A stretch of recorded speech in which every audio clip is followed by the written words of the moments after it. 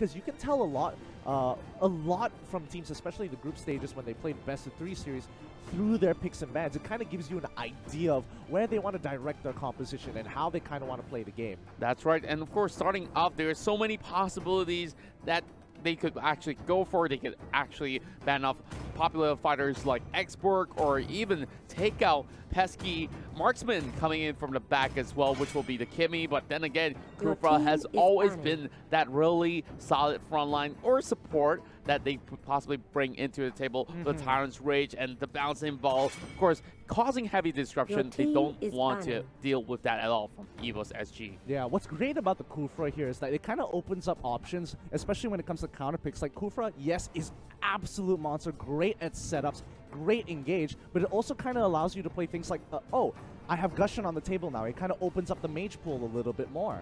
That's pretty much true, but then again, we also see that Gusion has fallen off the radar for a little bit, but then again, we also know that the MPL Indonesia side really favors the Gusion, so maybe this will be that heavy contest between the two of them. Same goes to Chao, same goes to Kaya, as well as Graf, but maybe they might just want to let loose some of all these picks. So Kimmy is still up there, and let's see whether or not Evos SG will be taken off the table, and instead they will ban off that high loss. Looks like a high priority on a lot of these tanks here. I mean, high loss recently, after the patches, has been getting so good with the Revitalize as well. He's just becoming this unstoppable monster. And I think RQ, great response, getting rid of the Grok as well. First pick going over to Evos here.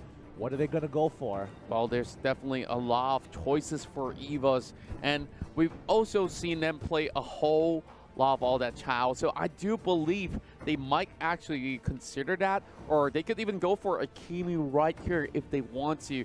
True. I'm thinking more on the lines of Esmeralda, because again, there's not a lot of things that could stop it. Franco is still on the table. But it's really iffy here. It's really iffy when you have Kaja on the table. It's like, oh, the utility is just so good. Even if you pick Esmeralda, one Divine Judgment is enough to lock her down. That's right. The Divine Judgment would be good enough for them to actually get that sort of a head start that they're looking for. And now it's RRQ's turn to make a move. Well, RRQ, of course, have a lot of all these options on the table, such as Marksman. I do think that Granger has been pretty much great in this recent patches, where they could definitely consider. But in this early phase of the game, should you give that sort of priority to even Marksman? I would always go for perhaps the solo laner. And now we're looking at Marsha as well as Akai being brought in for their first game. Pretty interesting, because like they could have flexed out the Cho. They're willing to give it. They're willing to say, hey, Cho's on the table. We can pass it to you guys, but it's not going to be that great for you because it's Masha against Cho. It's not as good as you want it to be. Masha does have a lot of options to deal with the Cho in comparison to some of the other fighters. Though it is not great, obviously. But again, it's like, do you really want to take Cho away from us? Do you really want to flex it? And we're allowing you to do the 50-50 because then we're just going to get better priority picks later on to the draft. Oh, that's pretty true. And now that we're also seeing Evos here, they could even get themselves that mage pick as well as fire before getting it banned away. Instead of taking that Chao, they could still ban it off in that sort of sense. And now we're seeing Granger as well as Thomas locked in for Evos Esports. Now, I'm feeling pretty good about this. Now, a whole lot of high damage output coming from the side of Evos SG. Same goes to some true damage output coming from Thomas as well. So, in terms of team fight, I would say that they do have that sort of security in the front line. And I'm not sure what will they actually bring in much later on. And this is going to force RRQ to pick up the marksman before getting that secondary option. Yeah, and the best part about Kimmy is that she can be flexed into those roles. She can play your mage role, or she can be put into your regular 80 carry sort of, depending on the build you want to go for. I think that's the big definition here. But coming into the second picks and bans, it's going to be important because each side is lacking a strong frontline tank. Akai, yes, he can tank. He's got a great passive. But more importantly, he's a playmaker. He's looking to make the plays. He's not looking to peel. And that's why you have to have a secondary tank on top of him to kind of be that front line, being like, hey, stay away from my back line. I'm going to try and create space. That's right. And I do believe that Akai is going to play a real vital role for RRQ, especially when it comes to team fights. That Hurricane Dance, if you can pin somebody right on the wall, that could be pretty much a free takedown for RRQ. And Lunox is going to be eliminated on that third ban of Evos SG. Now, what do you feel about Lunox here? Because I feel like Lunox, of course, is not as strong as those previous patches where she could just easily run rampant and easily get out of those team fights. But now we're seeing 2 of these mage bans. So now for RRQ, they still have a lot of options on the table, and what will they go for? I mean, Esmeralda is on the table here. Do they really want to go for it is a bigger question. Like, RRQ have an option because Kimmy is being flexed. You could see where it's like, okay, I could go for a really strong mage here that could get locked down, or I could just lock in my tank and kind of sit and wait on this. Because again, Evos Esports, they can't double mage right here. If they double mage, they kind of just completely give up on their team composition at that point. Oh, yes, indeed. And it's going to be pretty tough. Now, I'm looking at a Lolita pick coming from the side of RQ, which was great. And they also understand the fact that Evo Singapore here likes to go on that Chang'e pick. So this is going to be pretty tough for Evos Esports if they ever were to pick Chang'e to come in towards this matchup against RQ. And, you know, Meteor Shower is definitely one huge spell in those team fights. Oh, but yeah. if Lolita's all the way in front, then it does not mean all too much. And if they get caught out with a Nunes Blast, it's going to be pretty tough. But you talk about the Valor, it's going to be Evos Esports being pretty much greedy with both mage picks right here. I kind of like that. And though the mage picks, I completely forgot about the Valir at this point in time. Yeah, he's going to be put into that support role. He deals a lot of damage, has a lot of disruption. The pushback is absolutely great. The moment he hits level 4, I mean, he's almost guaranteed first blood even in certain situations. Great wave clear, everything you want in a support, just that he doesn't have a very large health total. Well, I would certainly agree with that, but I really don't like the fact that Evos Esports, they don't really have a proper tank per se, other than, you know, Esmeralda as well as Kaya as the frontliner. And if RRQ here gets themselves pretty much all ramped up with those early leads of the game, then I would say the side of Evos SG will possibly be in pretty deep trouble. Agreed. I definitely agree there. I think a lot of work needs to be done by both Kaya as well as the Valir to kind of set the pace of the game. The tempo needs to be controlled for the side of Evos Esports, but let's just see how RRQ kind of wants to play this out, because they have to play this until level 4, and that's when they need to capitalize. That's right, and of course, that final pick of the Gorge is something that is a stroke of genius as well, just in case if they were to commit in that 5v5 situation. So it's going to be pretty much a great move for RRQ, and I'm having my eyes set on that Masha pick as well. Masha, of course, in MPL and MYSG was like a 50-50 sort of win rate. Yeah. So I'm not too sure, but I've seen some great games come from MPL Indonesia with Masha split pushing, doing so much of that damage. And of course, it's really dependent on the sort of build that they go in for as well. But Masha has been pretty much tough to deal against. As she pops in that life recovery, she could just easily get back to 100%. Yeah, but that's the thing. When you give someone like Thamos, we put Thamos on the table. Now Masha has like an option where it's like, oh, I can't really fight 1v1 as good as I want to. So that kind of puts you in a controlled situation. She really has to be efficient with a lot of that wave pushing. That's right. And of course, they really got to find a way to actually stop Masha before she even snowballs into towards that late game monster, while Tamas is going to be doing exactly the same in that sort of sense, but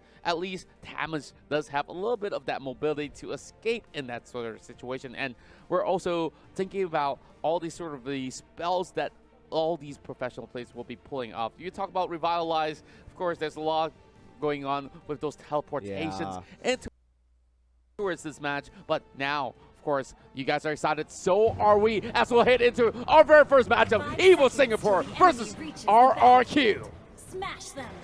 Now, looking at the lane assignments, it's looking pretty standard for now. Masha is going to be the top side, and Thamos should meet them. Very basic fan. They're trying to make sure, okay, no early invades, no shenanigans like this. And JPL, he just needs to keep control over the wave, put enough harassment in to kind of force them into situations where it's like, okay, you can't go for the rotation, and I won't let you because I have vision.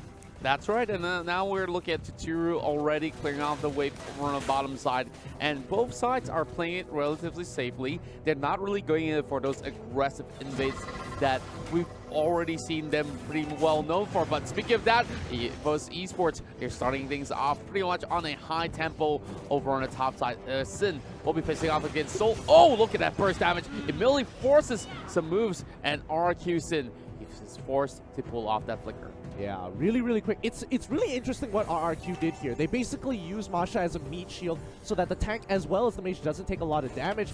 In response, really well done here. Oh, the rest of the team's actually going on too. Vin is actually in quite a bit of trouble. He's taking quite a lot, but they have to kind of peel back. He's so little too late. JPL has to pull back quickly. Dashes right on out of there. I Am Jago finally responds in time. He is level 4. Oh dear, Bambi, not going to catch anybody with a Star Moon Fall. They're going to back away. Oh, they really have to back off. Look at them. They're only level 2, and I Am Jago is going to fight back in a little bit more. So possibly going to escape, and he's going to be forced with that flicker as that bubble almost hits him right behind him. And now JPL. I really like the name change, so of course it confuses a little bit right there. But now look at the goal standings here. It's only about 200 gold in favor of RRQ. Huh. Looks like there's only one rival in this game. Okay, pretty interesting. But yeah, I think Soul has done a really good job there controlling that top side, making sure Masha doesn't get too ahead and forcing out battle spells because she isn't managing that health total.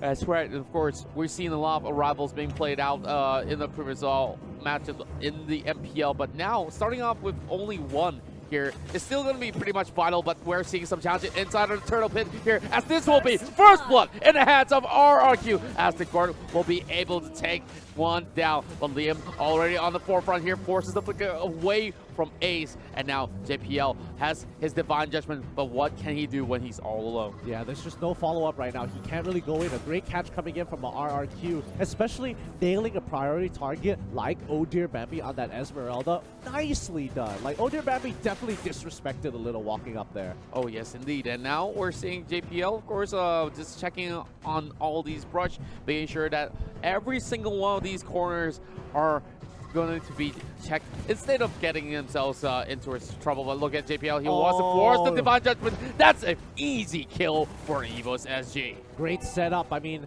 I don't know whether or not I think Potato should have been able to land the ultimate there without any issues, but you know, just in case, get a Divine Judgment just to add a little bit more salt to the wound. Oh, that's right. And of course, giving the kill over on the Granger is going to be pretty much vital. But look at Vin, he's walking into a trap, but instead JPL almost get caught as well. Here comes the backup coming from Liam as well, trying to get in with that Hurricane Dash, hitting him across the wall, pushing it into his Taturo as well, and this will be yet another kill falling in the hands of Taturo. Great plays coming in from RRQ there. Evos Esports is in a little bit of trouble. They are giving a little bit too much space for RRQ to kind of play with here. They're putting themselves very vulnerable. Now ball lane, Numenor Blast is already put. Ace is in trouble, gets locked down instantaneously. The moment Ayajago has his ultimate, he will go for another kill. Granger goes down too as the rest of RRQ backs away. What a clean dive. Did you just see all three of these ultimates being utilized at the same time? And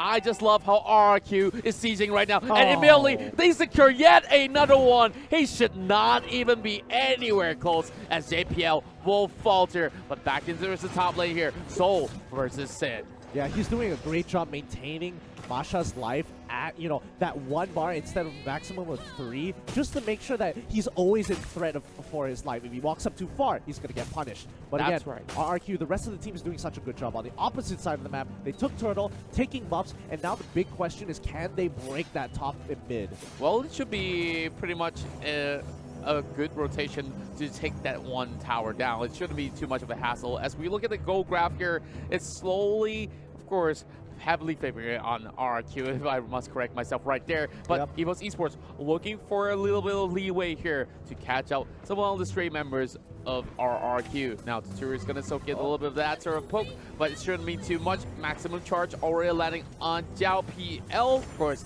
a little update on that name. But top side, it might just be a flank coming from RRQ. Yeah, they're doing a really good job. RRQ is just keeping tabs on exactly where they are, making sure they don't have any options. They go for the initial stun here, switching over to Sin. He has to back away while they invade. I'm not sure whether they stole away the buff, but We're just going to have to wait and see. But Sin, he's just trying to maintain his space. And the rest of Evos is making sure he is at 1 life bar. Yeah, I'm pretty sure that Sin should have no issues at all to deal with COD's members. But when the Divine Judgment hits, it might just spell doom for them. But of course, Vin here will be able to take the second tower for RRQ.